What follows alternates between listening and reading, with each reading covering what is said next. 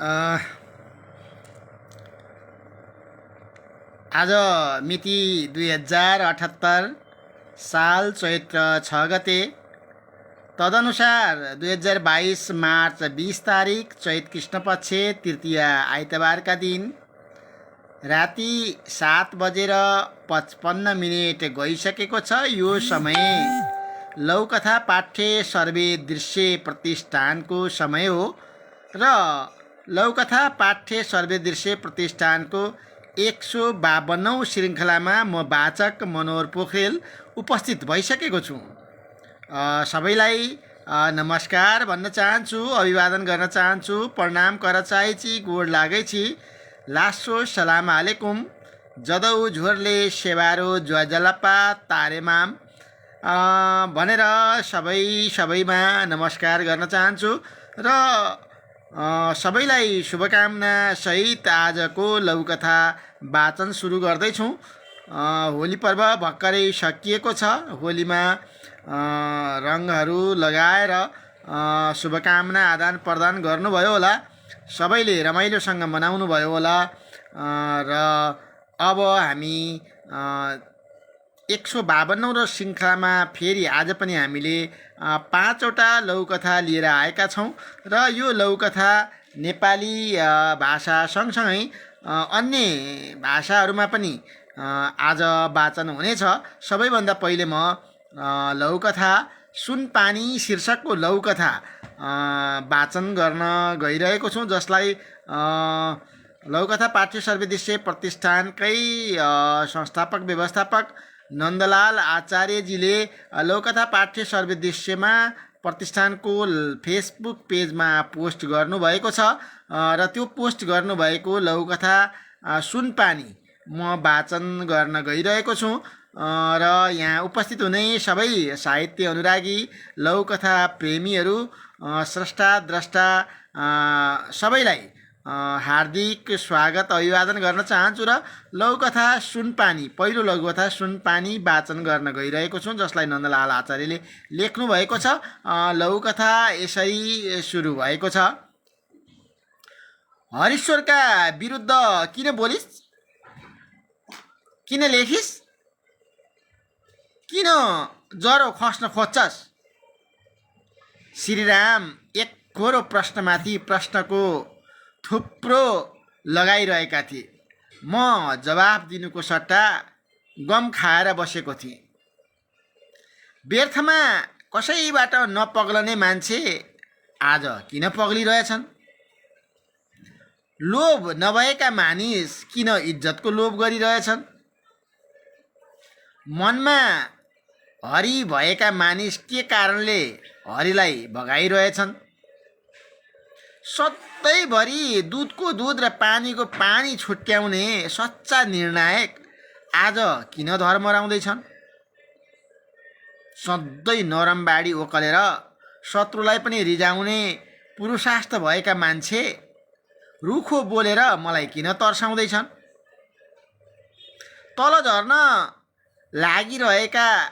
लागि हत्तपत्त थामेर माथि ठेल्ने मान्छे आज मलाई नै किन तल खसाइरहेका छन्? आखिर मेरो कुन काम कुरो बिजाएर मैले गर्दा जहाजै खसे जस्तो गरेर यिनी रोष प्रकट गर्दैछन्?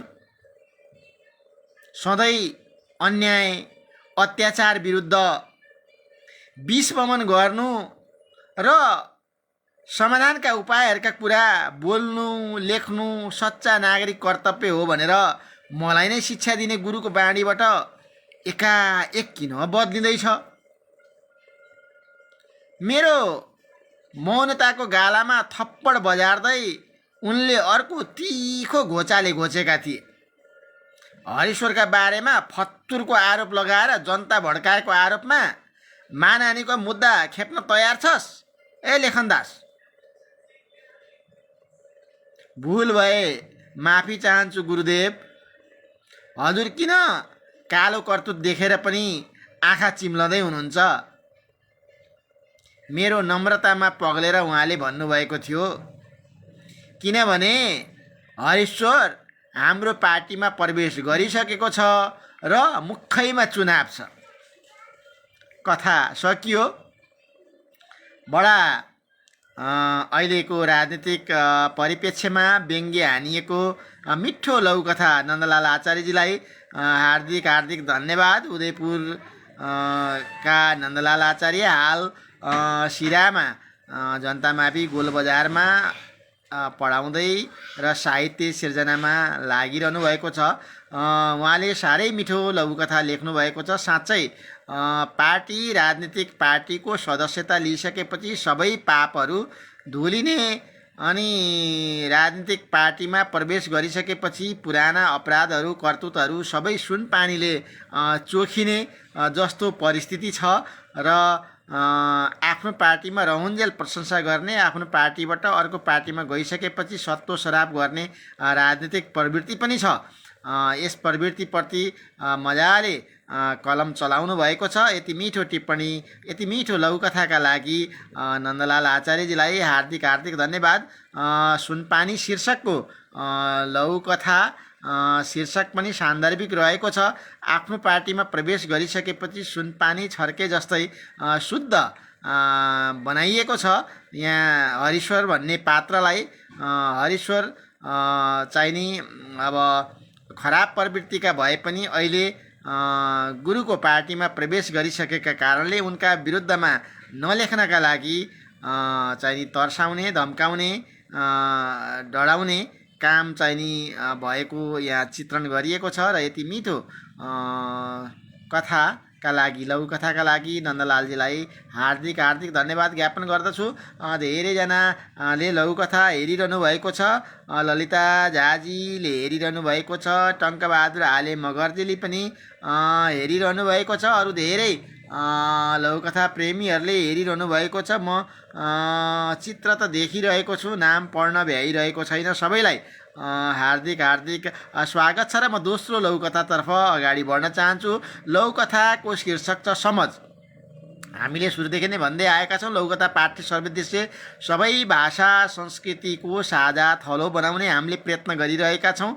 हामीलाई विभिन्न भाषामा लघुकथाहरू सम्प्रेषण गरिदिनुहोस् र सहयोग गरिदिनुहोस्। हामी सबै भाषाका लघुकथाहरू वाचन गर्न प्रयास गर्नेछौँ र अन्य भाषाका लघुकथाहरूलाई प्राथमिकताका साथ वाचन गर्नेछौँ भनेर भन्दै आएका छौँ। र लघुकथा हेरिरहनु हुने सबै महानुभावहरूप्रति धन्यवाद ज्ञापन गर्दै टिप्पणी गरिदिनका लागि र लाइभ फेसबुक वाचनलाई टिप्पणी पनि गरिदिनका लागि हार्दिक आग्रह गर्दै म लघुकथाको शीर्षक समझ, जसलाई एस मनोजले लेख्नु भएको छ र यो मैथिलीमा छ र मैथिली लघुकथा यसरी सुरु हुन्छ।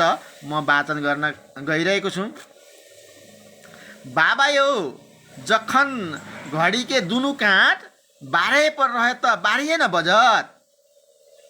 हाँ से किया अपन घरवाला आ दलान वाला दुनू घड़ी में एखन 12 बाजि रहल छै।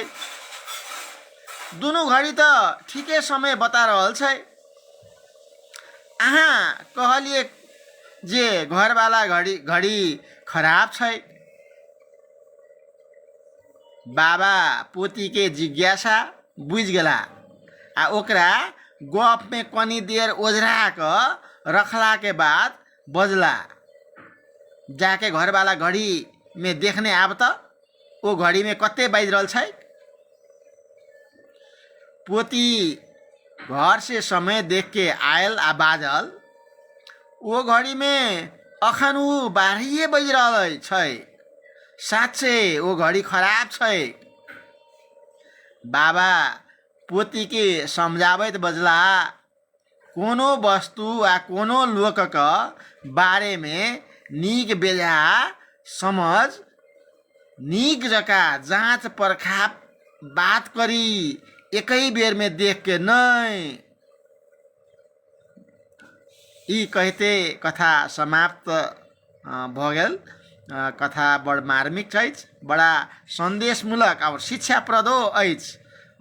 एकर हम नेपाली में अनुवाद करक चाहै छी। लघुकथा समझ शीर्षकको लघुकथा, जसलाई एस मनोजले लेख्नु भएको छ मैथिलीमा। यसलाई मैले नेपालीमा अनुवाद गर्दैछु। नेपालीमा यसरी अनुवाद हुँदो रहेछ। बाबा,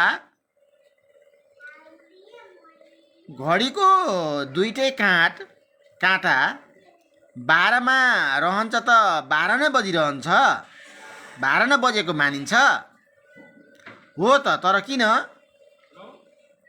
आफ्नो घरमा भएको र आँगनमा भएको दुईटै घडीमा अहिले 12 नै बजिरहेको छ। दुवै घडीको समय त ठिकै बताइरहेको छ।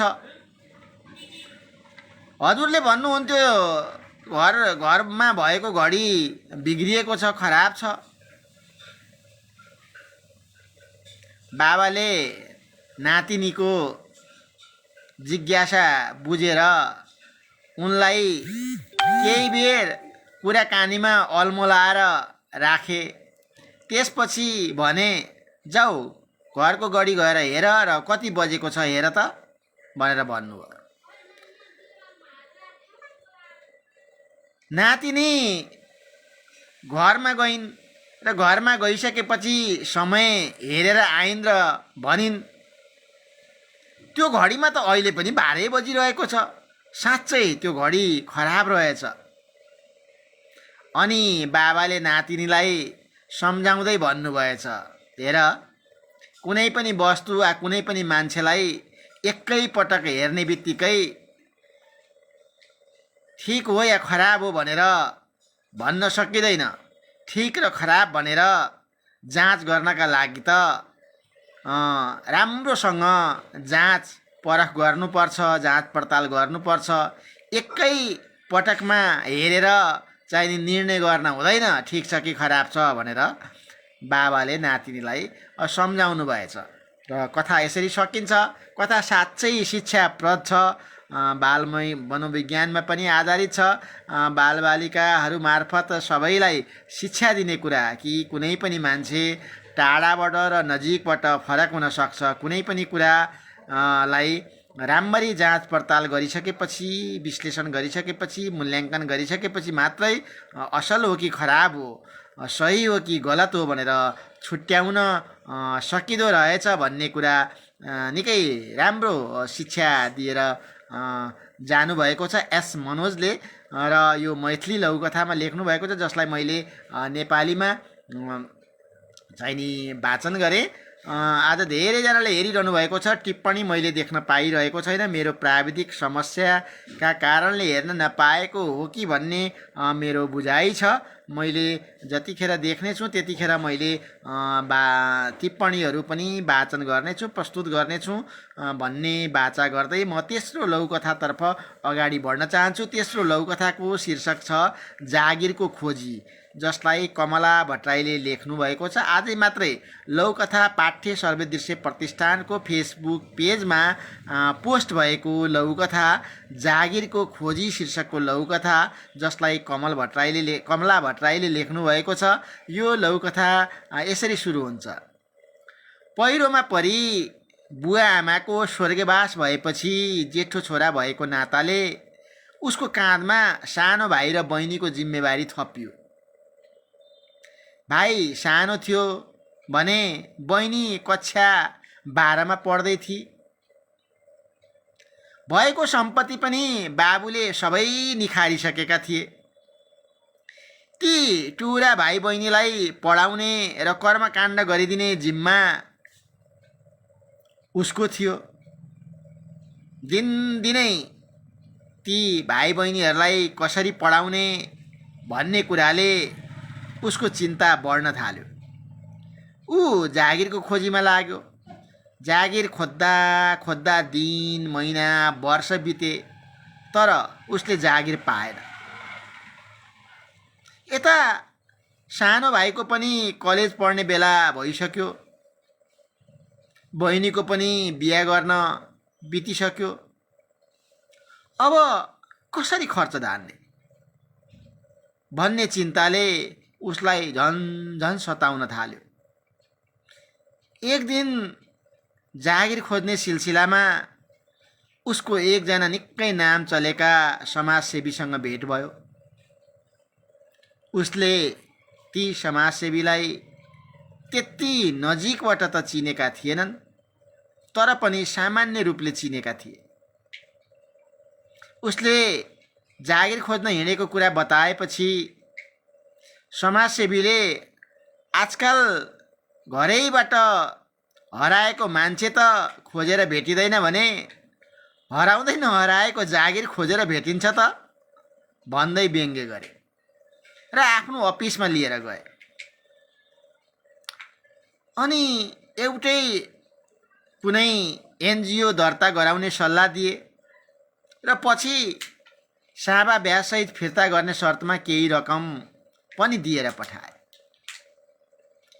तिनै समाजसेवीको सल्लाह बमोजिम उनैको सहयोग लिएर उसले एउटा सामाजिक संस्था दर्ता गराएर काम गर्न सुरु गर्यो।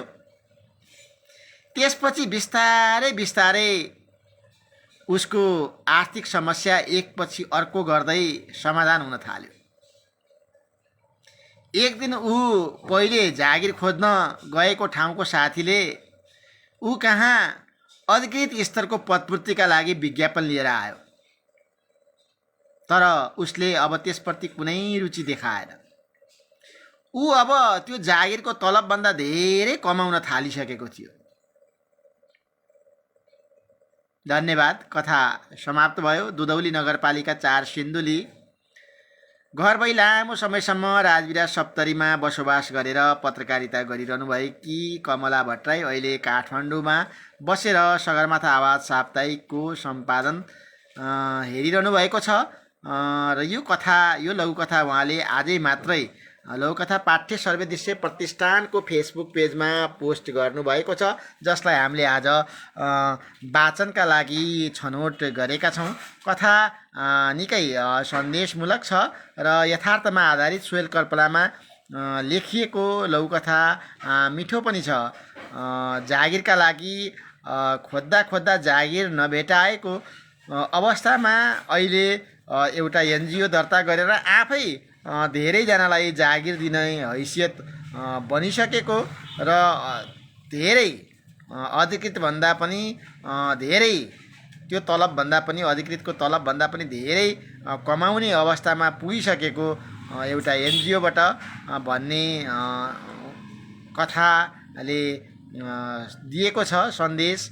र यथार्थ पनि यस्तो छ, धेरै एनजिओहरू राम्रो ढङ्गले चलेका छन्, काम गरेका छन् र एनजिओ मार्फत धेरैजनाले रोजगारी पाएका पनि छन् र आफै पनि जसले सञ्चालन गरेको छ धेरै समस्याहरू आर्थिक रूपले सम्पन्न हुँदै गएको छ। र यो ढङ्गको लघुकथाका लागि म कमला भट्टराईलाई फेरि पनि हार्दिक धन्यवाद ज्ञापन गर्न चाहन्छु। धेरैजना आइसक्नु भएको छ, म सबैलाई स्वागत गर्न चाहन्छु। टिप्पणी मैले देख्न पाइरहेको छैन, टिप्पणी त पक्कै पनि आइरहेको होला। अमृता घिमिरेजीलाई देखिरहेको छु म, माधवी गौतम शाह, शरण कुमार राईजी पनि हुनुहुन्छ, ललित बस्नेत भिमाली हुनुहुन्छ, सुधादेवजी पनि हेरिरहनु भएको छ, ललिता झा हेरिरहनु भएको छ। सबैलाई मैले एकमुष्ट स्वागत अभिवादन व्यक्त गरेँ। केही टिप्पणीहरू हेर्न पाइरहेको छैन, प्राविधिक केही कठिनाइ या समस्या आयो भन्ने मलाई लागेको छ। त्यस्तो हो भने म पछि पनि त्यसलाई पढ्नेछु, टिप्पणीहरू वाचन गर्नेछु। तपाईँले टिप्पणी लेख्न चाहिँ नि नछोड्नु होला र सेयर गर्नका लागि नछोड्नु होला। म चौथो लघुकथा नेपाली मैथिली नेपालीपछि फेरि एउटा म हिन्दी भाषाको लघुकथा वाचन गर्न गइरहेको छु, जसको शीर्षक छ एक प्रश्न, जसलाई नितु सुदीप्ती नित्याले लेख्नु भएको छ। र लघुकथा एक प्रश्न शीर्षक की ये लघुकथा जो नितु सुदीप्ती नित्या ने रचना की गई है, उनकी लघुकथा इस तरह से है, मैं पढ़ने जा रहा हूँ। इलेक्शन कार्ड बन रहा था, अनपढ़ दिनू काका खुशी खुशी आम पंचायत से फॉर्म लेकर आया। किसी से भरवा कर फोटो चिपका और अंगूठा लगा जमा करने गया। पंचायत में बैठे बीएलओ ने कहा, प्रूफ किधर है? कैसा प्रूफ सरकार? सबूत कि तुम कहाँ रहते हो, तुम्हारे नाम गांव का proof. ID proof, residential proof. दूसरे दिन काका बैंक का पासबुक ले गया। यह नहीं चलेगा, तुम्हारा अपना घर है या भाड़े का? बियोलो ने पूछा। अपना। तो निवास प्रमाण पत्र लाओ। काका अपने घर के कागजात ही ले गया। यह नहीं चलेगा, तुम्हारा बर्थ सर्टिफिकेट कहाँ है? साहब, पहले सर्टिफिकेट कहाँ बनता था? जाओ वकील से लिखवा कर लाओ। बियोलो ने काका को चलता किया। वकील ने एफिडेविट बना दी। फिर बियोलो ने कहा कि इसे किसी सरकारी स्कूल में जाकर सत्यापित कराओ। काका बुरी तरह से टूट गए, हाथ जोड़ गिड़गिड़ाया। कहे साहब, हमको इतना दौड़ा रहे हैं, हमरा सब कागज बा असली नहीं है। दिमाग खराब मत करो, भागो यहाँ से, सारे प्रूफ लाओ। कहते हुए बियोलो ने सभी कागजों को टेबल पर फेंक दिया। ठीक है, भागते हैं, लेकिन एक गो प्रश्न आपसे पूछना चाहते हैं माई बाप। काका सारे कागज समेटते पोपले जुबान से बोले। बको,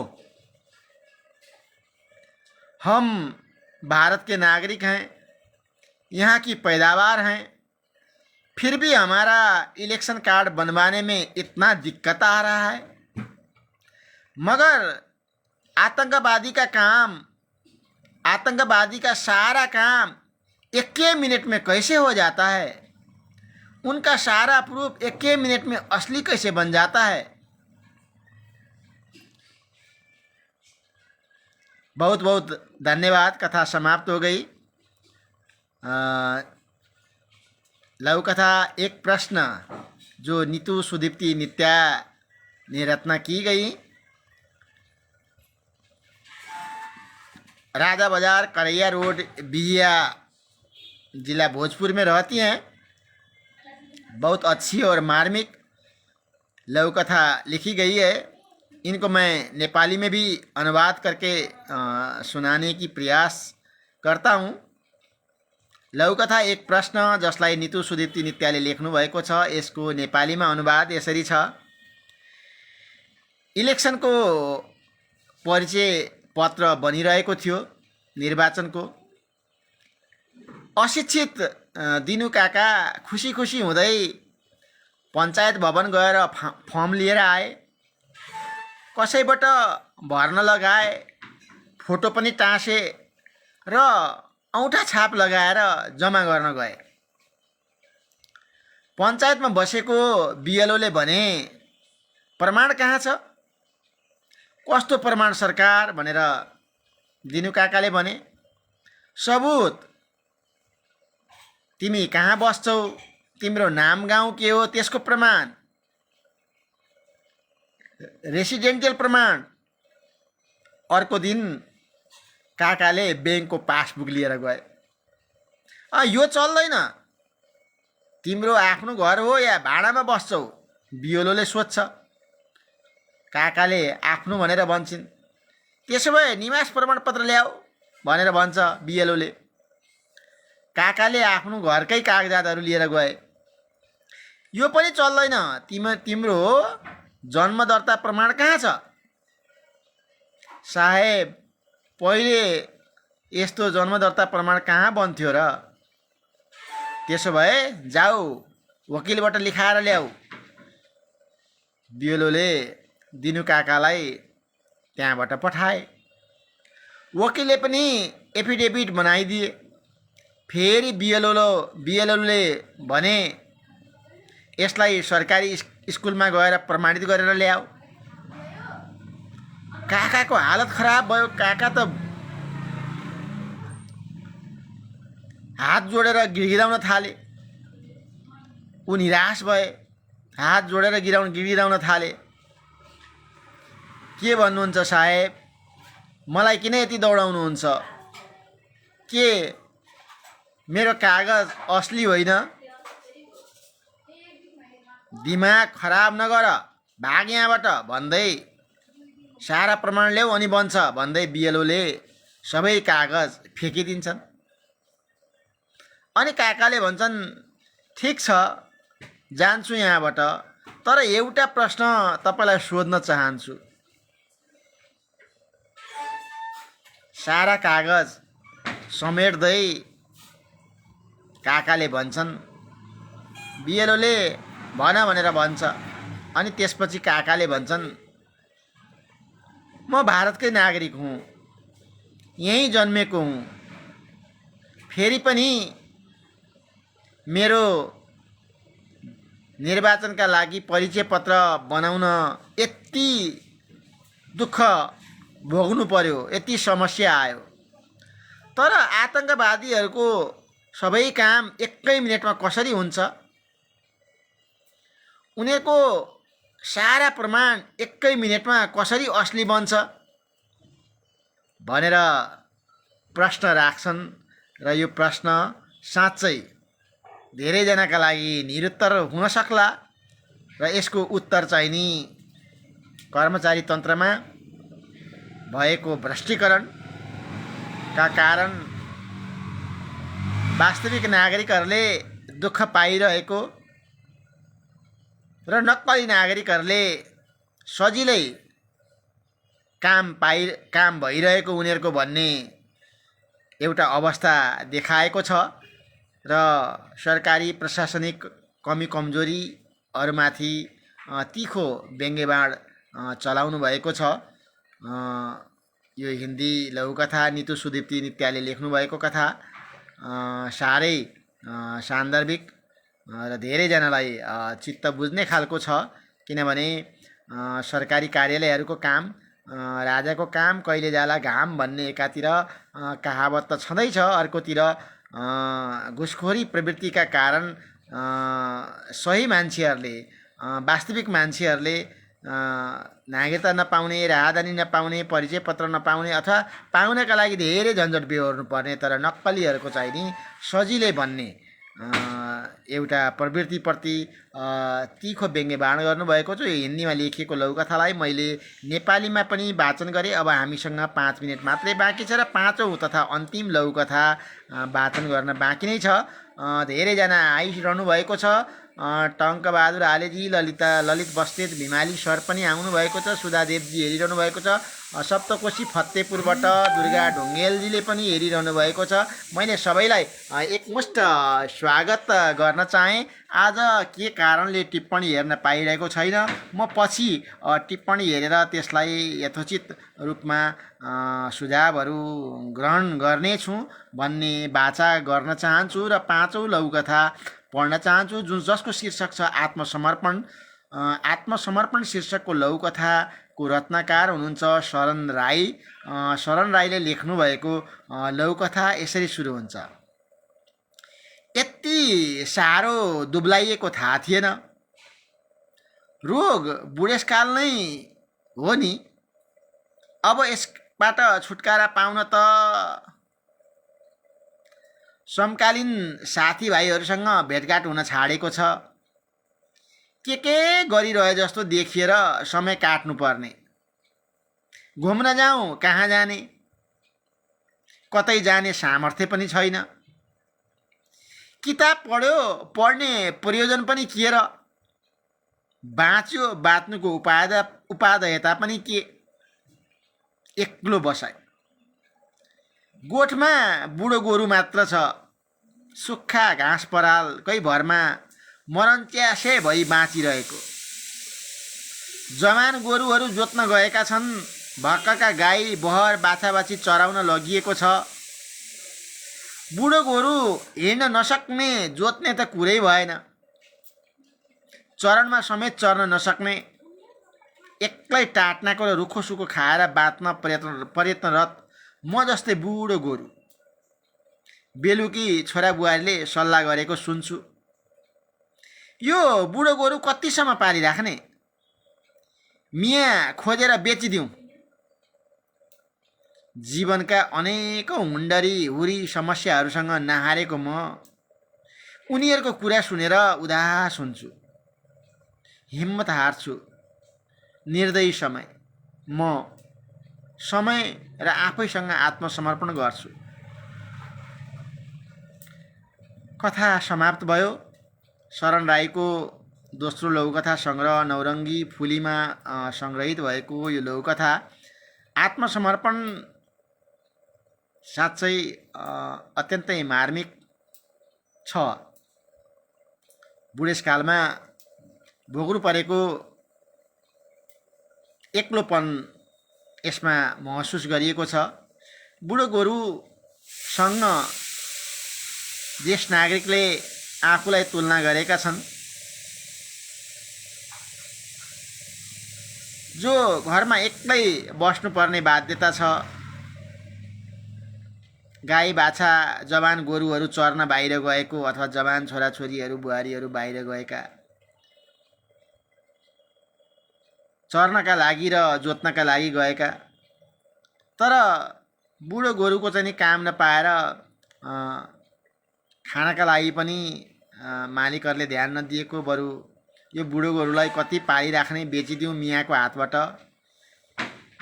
हातमा भन्ने कुरा छ। र समय कति निर्दयी छ। समयको परिवर्तनले मानिसलाई कहाँबाट कहाँ पुर्याउँदो रहेछ भनेर एउटा बुढो गोरुसँग वृद्ध मानिसको तुलना गर्दै यो बुढेसकालमा भोग्नु परेको एक्लोपनको साह्रै मार्मिक लघुकथा छ र ज्येष्ठ नागरिकहरूप्रति निकै मन छुने खालको लघुकथा लेख्नु भएकोमा श्रद्धेय शरण कुमार राईलाई हार्दिक धन्यवाद ज्ञापन गर्न चाहन्छु। र आजको 5वटै लघुकथा को वाचन सम्पन्न भइसकेको छ। तपाईँ हाम्रो प्रिय लघुकथाको सहयात्री लघुकथा पाठ्य सर्वेदृश्य, जसलाई हजुरहरूले आफ्नो विभिन्न माध्यमबाट, मोबाइलबाट, कम्प्युटरबाट, ल्यापटपबाट हेरिरहनु भएको छ र त्यसमा राख्नु भएको छ। त्योभन्दा बढी आफ्नो मनमा हामीलाई ठाउँ दिनुभएको छ। यसका लागि हामी सधैँ ऋणी छौँ। यहाँहरूको माया स्नेह यसै गरी प्राप्त भइरहनेछ र यहाँहरूकै यो हौसलाले हामीले समय सान्दर्भिक लघुकथाहरू वाचन गरिरहेका छौँ र यसलाई सबै भाषा संस्कृतिको साझा थलो बनाउने प्रयत्न गरिरहेका छौँ। समावेशी ढङ्गले महिलाहरूको लाई पनि प्रत्येक दिन लघुकथामा हामीले महिला लघुकथाकारहरूलाई पनि स्थान दिने गरेका छौँ भने विभिन्न भाषा संस्कृतिका लघुकथाहरू पनि वाचन गर्ने गरेका छौँ। विभिन्न भाषामा नेपाली बाहेक अन्य भाषाहरूमा लघुकथाहरू पाउनका लागि, मातृभाषाहरूमा लघुकथा पाउनका लागि हामीलाई मुस्किल परिरहेको छ। विभिन्न भाषाका लघुकथाकारहरूलाई आफ्नो भाषामा लघुकथाहरू रचना गर्न र हामीलाई सम्प्रेषित गर्नका लागि पनि अनुरोध गर्दछु। यहाँहरूले देखाउनु भएको मायाकै कारण, सद्भावकै कारण हामी निरन्तर लघुकथा वाचन लिएर 7:55 प्रत्येक दिन रातको 7:55 हामी आइपुग्छौँ र यहाँहरूको यो मायाप्रति हामी कृतज्ञ छौँ। हाम्रा आदरणीय प्रयोगकर्ताहरू, श्रोताहरू, दर्शक, लघुकथा प्रेमीहरूलाई धेरै धेरै धन्यवाद दिन चाहन्छु लघुकथा पाठ्य सर्वेदृश्य प्रतिष्ठानको तर्फबाट र सबैलाई चाहिने हार्दिक शुभकामना व्यक्त गर्दै सबैको जय होस्, लघुकथाको जय होस् भन्ने शुभभावना व्यक्त गर्दै आज यहाँहरूबाट म बिदा हुन चाहन्छु। शुभरात्रि भन्न चाहन्छु। नमस्कार।